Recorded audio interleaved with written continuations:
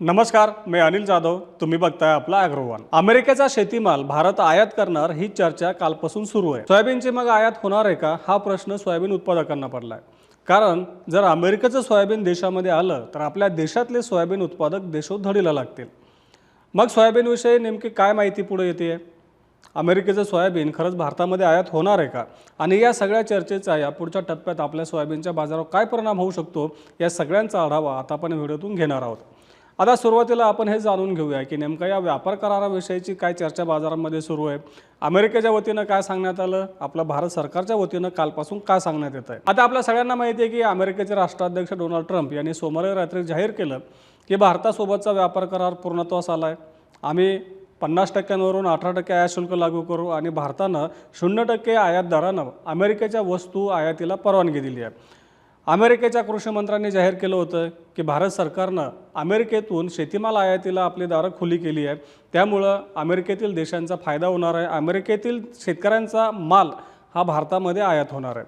आता यामुळं झालं असं की साहजिकच देशभरामध्ये याविषयी एक चिंता व्यक्त केली जात होती की जर अमेरिकेच्या शेतीमालासाठी आपली बाजारपेठ खुली केली तर नेमकं त्याचा काय परिणाम होऊ शकतो.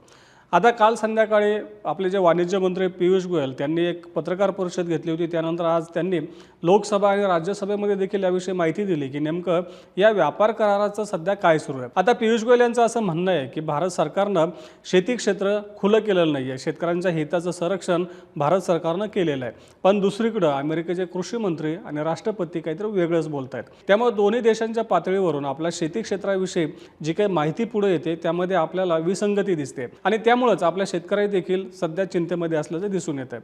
मग आता सोयाबीनविषयी काही निर्णय झालेला आहे का, तर त्याची अधिकृत माहिती अजून पुढे आली नाही. परंतु अमेरिकेमधून भारतात सोयाबीनची आयात होणं अशक्य दिसतंय. कारण भारत सरकारचं धोरण अजूनही कायम असल्याचं सांगितलं जातं आहे. भारतामध्ये GM पीक आयातीला परवानगी नाही आहे. अमेरिका सुरुवातीपासूनच मागणी करत आला की भारत सरकारनं अमेरिकेचं GM सोयाबीन आणि GM मक्याची आयात करावी. भारताने ही मागणी मान्य केली नव्हती. त्यामुळं आत्तापर्यंत जो काही दोन्ही देशांमधला व्यापार करार आहे तो व्यापार करार अडकून पडला होता. आजही जेव्हा डोनाल्ड ट्रम्प यांनी जाहीर केलं की भारतासोबतचा व्यापार करार आता अंतिम झाला आहे, असं असताना देखील भारताकडून सांगितलं जातं की सगळ्या गोष्टी अजूनही फायनल झाल्या नाही, म्हणजे अंतिम टप्प्यापर्यंत अजूनही कुठल्या गोष्टी आलेल्या नाही आहेत. काही क्षेत्रामध्ये अजूनही चर्चा करायची आहेत आणि त्यानंतर वाटाघाटी पूर्ण होऊन त्यासंबंधीची माहिती दिली जाईल. म्हणजेच व्यापार करार अजूनही पूर्ण झाला नाही किंवा वाटाघाटी पूर्ण झाला नाही असं भारताकडून सांगितलं जात आहे. परंतु उलटं अमेरिकेकडून सांगितलं जातं की भारत सरकारनं या गोष्टींवरती निर्णय घेतला. त्यामुळे साहजिकच आपल्या कापूस, सोयाबीन आणि मका उत्पादकांची चिंता वाढणं साहजिक होतं. कारण नेमका याच उत्पादनाचा सर्वात मोठा उत्पादक आपल्याला अमेरिका दिसून येतोय. अमेरिकेमध्ये कापसाची उपलब्धता चांगली असते, सोयाबीनची उपलब्धता असते आणि मक्याची देखील उपलब्धता असते. आता यापैकी आपण जर कापूस सोडला तर मका आणि सोयाबीन हे 2 GM पीक आहेत.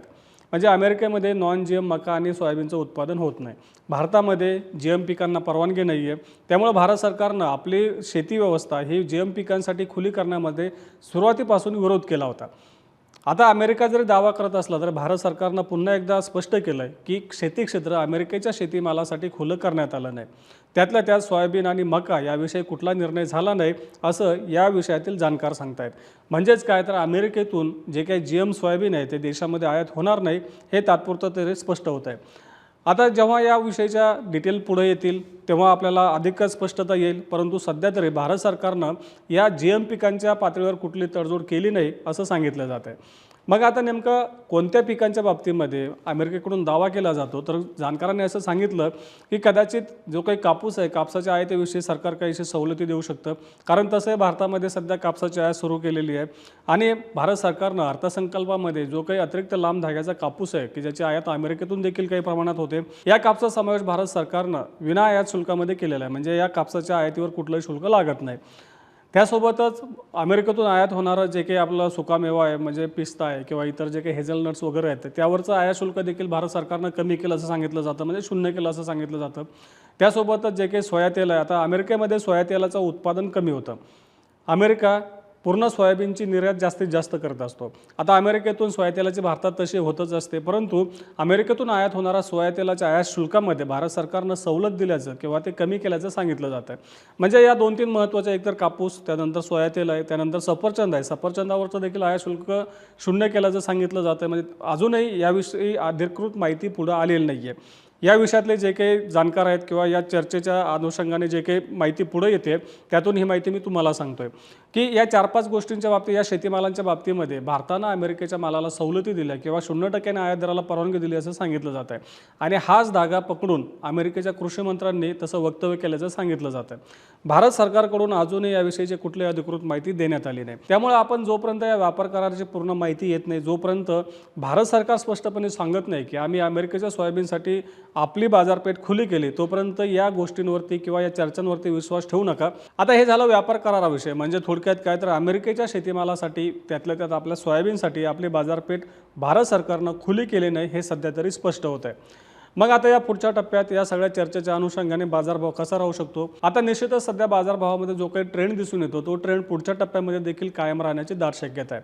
देशातलं उत्पादन घटलेलं आहे, त्यानंतर देशामध्ये सोयाबीनला मागणी चांगली आहे, सोयातेलाचे दर सुधारलेले आहेत, सोयातेलाला मागणी आहे, सोयाबीनला मागणी आहे. पोल्ट्री की जो सोयाबीनचा सगळ्यात मोठा ग्राहक आहे त्या पोल्ट्रीमध्ये देखील चांगले दर मिळत आहेत. चिकनचे भाव चांगले आहे, अंड्याचे भाव चांगले आहेत, त्यामुळं या क्षेत्रातून सोयाबीनला चांगला उठाव मिळतो आहे. सोयाबीनची निर्यात देखील चालू आहे. देशामध्ये सोयाबीनचे आणि सोयाबीनचे भाव वाढल्यानंतर देखील देशातून निर्यातीसाठी सध्या मागणी येते असं निर्यातदारांनी सांगितलं आहे. थोडक्यात काय तर सगळ्या पातळीवरून सोयाबीनला मागणी येते, सोयातेलाचे भाव चांगले आहेत आणि त्यामुळंच आपल्या सोयाबीनच्या दरामध्ये सुधारणा दिसून आली. तसंच जे काही सोयाबीन सध्या सरकारनं हमीभावानं खरेदी केलेलं आहे महाराष्ट्रामध्ये जवळपास 6.25 लाख टनांच्या दरम्यान आहे. मध्य प्रदेशमध्ये भावांतर योजनेतून देखील सोयाबीनची खरेदी झालेली आहे. ते सोयाबीन अजूनही स्टॉकमध्येच आहेत. म्हणजे बाजारामध्ये पुरवठा लगेच तरी वाढण्याची शक्यता कमी आहे. त्यामुळं पुढचे काही आठवडे तरी आपल्याला सोयाबीनच्या बाजारामध्ये जी काही सुधारणा झाली ही सुधारणा कायम दिसू शकते असा अंदाज अभ्यासकांनी व्यक्त केला आहे. मग आता ज्या शेतकऱ्यांकडे सोयाबीन आहे त्यांनी नेमकं या पुढच्या काळामध्ये विक्रीचं नियोजन कसं करणं फायदेशीर ठरू शकतं? तर अभ्यासकांनी सांगितलं की सध्या सोयाबीनचा बाजारभाव जो आपल्याला सध्या दिसतोय की 5,200 ते 5,600-700 रुपयाच्या दरम्यान दर दिसतोय. तर नेमका आपल्या जवळच्या बाजारामध्ये सध्या काय भाव पातळी आहे त्यानुसार आपण विक्रीचं नियोजन केलेलं फायदेशीर ठरू शकतं. सोयाबीनचा बाजारभाव 6,000 रुपयांच्या दिशेने वाटचाल करणार आहे किंवा करू शकतो तशी सध्याची परिस्थिती आहे.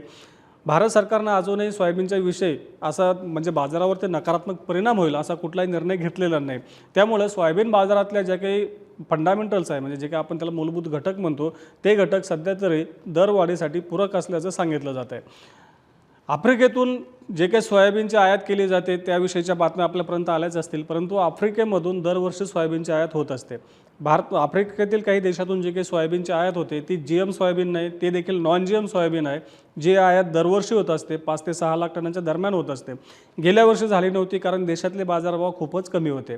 आता बाजारभाव सुधारत असल्यामुळं यंदा देशामध्ये आफ्रिकेतील काही देशांमधून सोयाबीनची आयात होताना देखील दिसून येते. आफ्रिकेतून जे काही सोयाबीनची आयात होते त्या आयातीवरती शुल्क लागत नाही कारण जे काही अविकसित देश असतात त्या कॅटेगरीमध्ये त्या देशातून जे काही आयात होते त्याच्यावरती शुल्क लागू होत नाही. त्यामुळंच आफ्रिकेतील देशामधून 5 ते 6 लाख टनांच्या दरम्यान दरवर्षी आयात होत असते. ती यंदाही होऊ शकते, म्हणून खूप मोठी आयात होईल आणि देशामध्ये खूप मोठा पुरवठा वाढेल अशी परिस्थिती सध्या तरी नाही आहे. सोयातेलाचे भाव टिकून आहेत, त्याचाही आधार मिळतो. सोयाबीनला मागणी आहे त्याचा देखील आधार मिळतो. आता या पुढच्या टप्प्यामध्ये आपण ही जी काही चर्चा सुरू झाली किंवा या आयात किंवा निर्यातीच्या दृष्टीने ज्या काही चर्चा होतात त्याचा काही दिवस बाजारावरती परिणाम होत असतो, परंतु अशात देखील सोयाबीनचे बाजारभाव आपल्याला टिकून दिसत आहेत. म्हणजे ही चर्चा सुरू व्हायच्या आधी सोयाबीनचा बाजारभाव ज्या पातळीवर होता त्याच पातळीवर सध्या दिसून येतो आहे. प्रक्रिया प्लांटचे खरेदीचे बाजारभाव आज आपल्याला 5,800 ते 6,000 रुपयांच्या दरम्यान दिसून येत आहेत. तर बाजार समित्यांमधले भाव 5,200 ते 5,700 रुपयांच्या दरम्यान आहेत.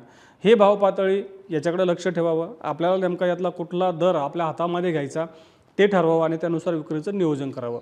आता या पुढच्या टप्प्यामध्ये सोयाबीनच्या बाजारामध्ये आपल्याला आणखीन चढ उतार दिसू शकतात. त्यामुळं बाजाराकडे लक्ष ठेवून आपलं विक्रीचं नियोजन योग्य पद्धतीने केलं तर निश्चितच आपल्याला फायद्याचे ठरू शकतं.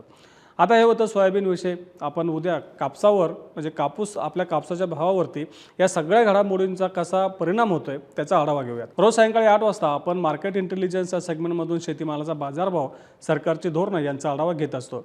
त्यासाठी आपल्या ॲग्रोच्या चॅनलला नक्की सबस्क्राईब करा आणि हा व्हिडिओ जास्तीत जास्त शेतकऱ्यांपर्यंत पोहोचवण्यासाठी लाईक आणि शेअर करायला विसरू नका.